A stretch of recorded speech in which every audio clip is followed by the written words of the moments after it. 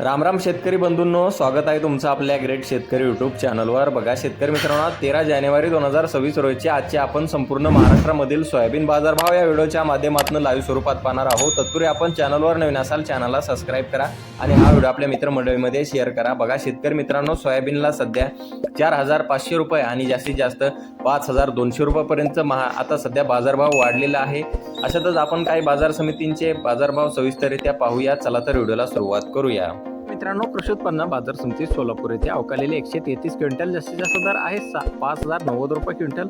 सर्वसाधारण दर 4855 रुपये क्विंटल जाते लोकल सोयाबीन। मग पुढे नागपूर बाजार समिती आहे, अवका आहे 673 क्विंटल जास्तीत दर 5115 रुपये क्विंटल। सर्वसाधारण दर 4936 रुपये क्विंटल जाते लोकल कापूस।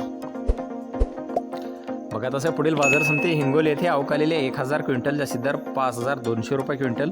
सर्वसाधारण दर 4950 रुपये क्विंटल जाते लोकल सोयाबीन। बघा तसे पुढील बाजार समिती आहे लासलगाव निफाड येथे जात आहे पांढरा सोयाबीन जास्तीत दर 5134 रुपये क्विंटल। बघा तसे पुढील बाजार समिती हिंगणघाट येथे अवकालेले 2325 क्विंटल जास्तीत दर 5100 रुपये क्विंटल जाते पिवळा सोयाबीन।